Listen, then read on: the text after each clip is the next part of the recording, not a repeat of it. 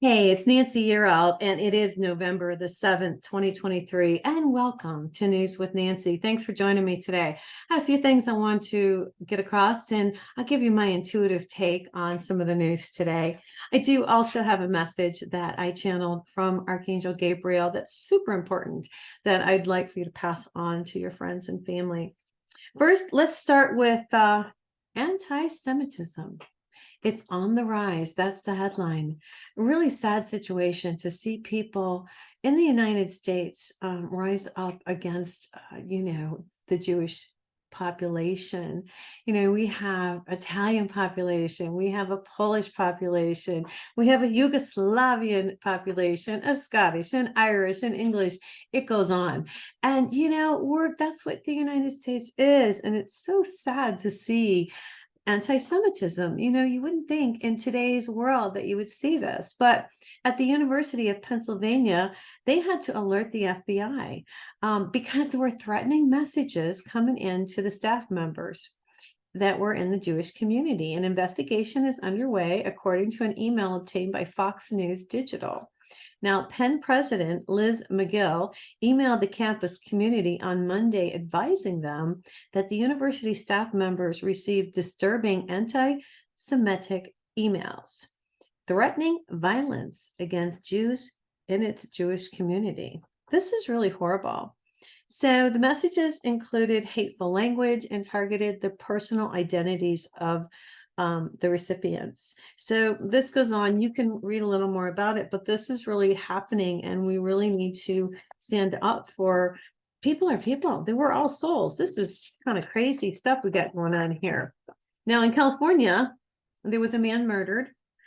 The headline reads, California Jewish man murdered at Israel-Palestine protest. So here he was at a protest, and he fell to the ground in an altercation. It was a street protest in California. He died on Monday. His death was determined to be a homicide. Law enforcement and a Jewish organization said.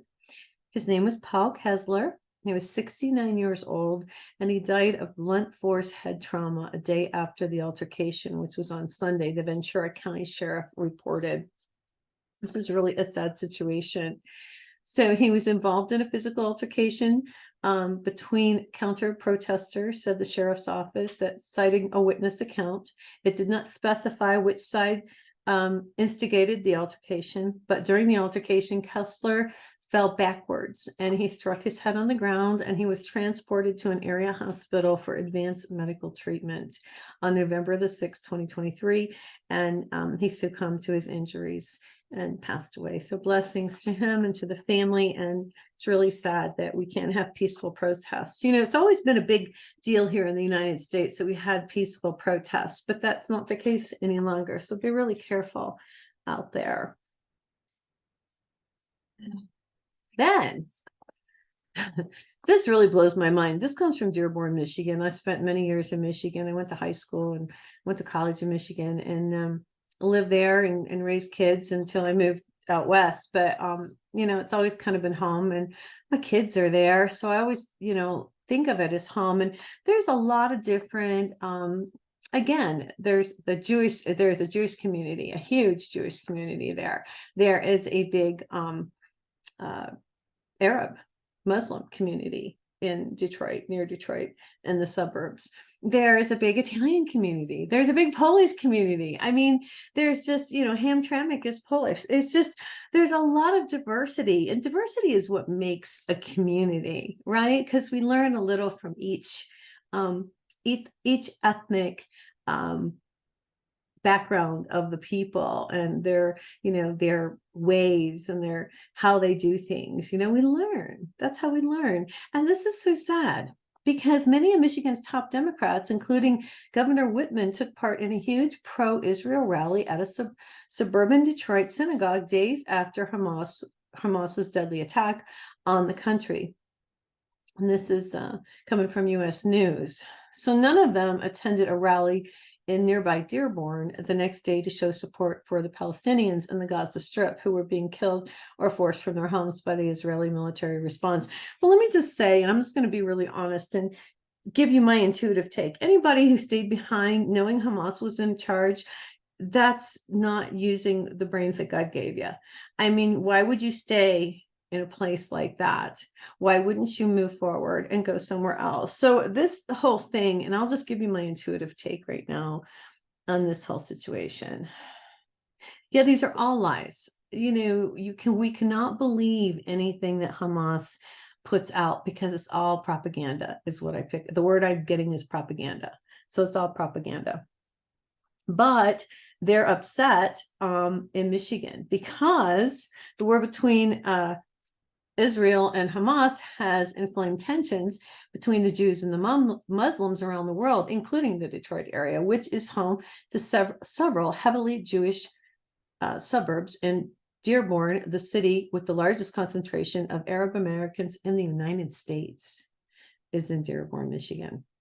Okay, so there's a strong show of support for Israel by Michigan's leading Democrats, though that has offended all the Muslim supporters. But they had to have known when they came to this country that we would always support the Jewish state. So it's kind of I don't know, maybe they thought things were going to change. This really blew my mind. So the whole thing with the United Nations, let me just say, I get a bad taste in my mouth when we talk about the United Nations because it's not what it should be. I think it maybe in the beginning stood for United Nations, did things, for the good of all mankind, but that's not the case. It doesn't feel like anymore. And that's my intuitive take. It doesn't feel good. It doesn't feel like they do what's right. But this really set me off. Employees at the U.S. funded United Nations agency celebrated Hamas terror massacre report. So this is from Jerusalem. A new report has accused some teachers and staff members of a controversial UN agency of praising the Hamas slaughter of Israelis, Americans, and other foreign nationals on October 7th in Israel. The jihad terrorist organization Hamas murdered 1,400 people, including at least 32 Americans. They kidnapped 242 people, 13 of whom are reported U.S. citizens.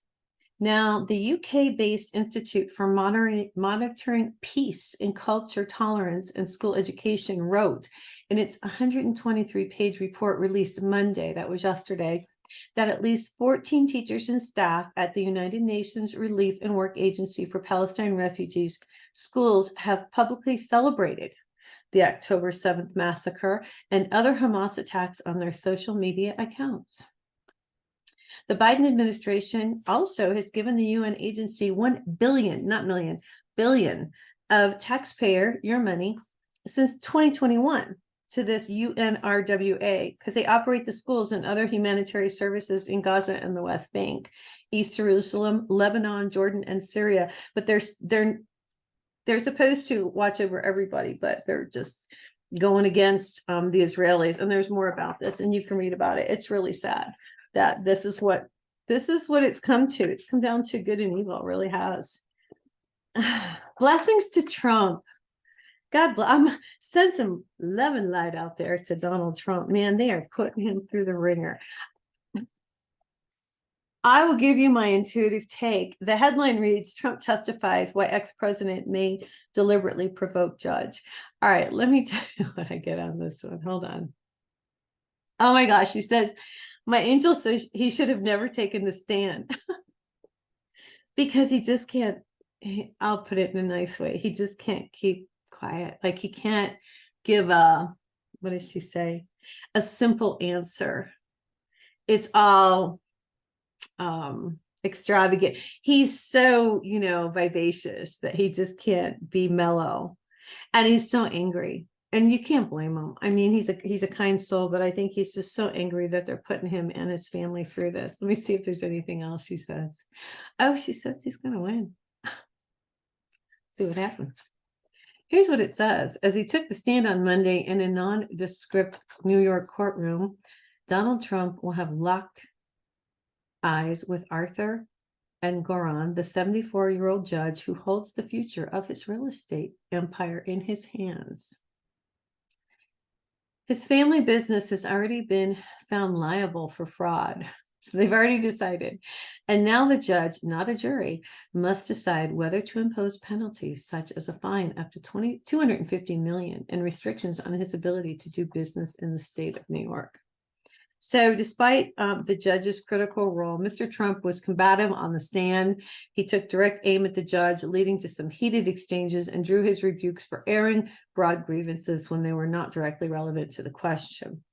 All of this appeared to irritate the judge, who will ultimately decide on any penalties. It does seem completely counterintuitive, especially when the judge is going to be the finder of the fact and law. Kevin Mingle, a former federal prosecutor and professor of criminal law at Case Western University, told the BBC, "They're probably just watching this stuff over there." There are only two explanations, he said. One is Trump just can't control himself. That's what I think. And maybe this is something he has thought out. No, he just can't control himself. But I think my angel says he's going to win. So he should win. This is crazy. All right. I don't know who banks at Bank of America and Wells Fargo, but God bless you. I really think I like credit unions. I'm just going to say that. I don't care. I'm going to tell you. People are not getting their money. This is really nuts. I do angel readings on TikTok. You can find me if you go to Nancy Yearout. I think it's Nancy Yearout or High Road to Humanity, but I think you can find me. And I scroll through, and all these people don't have their money. This girl was saying they said she didn't even have an account there. I was at Wells Fargo. So here's what happened. Customers at major U.S. banks, including Bank of America and Wells Fargo, continue to experience delays with their direct deposits on Tuesday, following a glitch with processing payments that began Friday. You probably wonder why I'm laughing. I just laugh because the system is so screwed up, and I'm just waiting for the day that they'll be like, well, their money's not there. And it's like, here. This is crazy stuff. Everybody needs to have a little cash on hand. Okay. Everybody needs to have a little cash on hand. Wells Fargo Bank and Bank of America referred questions to the Clearinghouse, a payment company that operates the only private sector automated clearinghouse. That's ACH. I know you've all seen that before. System in the US. Okay. Let me say that again. A payment company that operates the only private sector automated clearinghouse ACH system in the U.S. In an email to CBS Money Watch on Monday, the clearinghouse said that some of the ACH payment instructions were sent to banks on November 2nd with masked customer names and account numbers due to a processing error. Well, stuff happens. So because the bank need that data to process incoming payments and post the money to customers' account, those payments were delayed. But people start to panic, Anyway, so the clearinghouse is working with the financial institutions which impacted customers and with the Federal Reserve to resolve the issue as quickly as possible. That's crazy. I'm sure they'll figure it out. It's just really important that I read you this message today that kind of got buried there with all my stuff. And I don't know, did I say happy birthday to my grandson, Bennett Cooper, who's 9 years old today? So happy birthday. I hope you're having a terrific day. Okay, so Gabriel gave me this message yesterday, and I just thought it was so important that I came on really for this. More than anything, it's for this. And this is how I channel him. I write it. It tells me what to say, and I write it. And I read it to you verbatim. So here we go. Dearest Nancy, sit back and relax and pass this on to your friends and family, okay? Dearest Nancy, the information I'm giving you today is very important. Many of you are waiting for someone to save you, but you must rise up and save yourselves. The people who are in charge are not revealing the truth concerning conflicts in your world. They neglect to tell you very important details that you would not agree with. It is important for you to use your voice and not go along like sheep. This is the time to voice your thoughts and opinions as you are molding a world for your children and for your grandchildren. What do you want to leave for future generations? This is not the time to sit back and wait for someone else to make a difference, a change. Please hear these words that many people's lives will be saved if you speak up and say no to the falsehoods placed on you now. Connect with God and know we, the angels, are here to help all. Love, Gabriel. Really important that we speak up, that we don't just sit by the wayside. So I do the show. Got a really cool guest coming on tomorrow. I'm looking for his book, see if it's sitting here. I don't think it is. Oh, yeah, it is. Here we go. This will be fun. This will be a fun show. I have a fun show. God sends me really cool people. Miracle relationships. That's what we're going to be talking about. A Path to Freedom and Joy with John Campbell. And he's joining me from Spain. And he will be here tomorrow on Nancy Psychic View Takes the High Road to Humanity.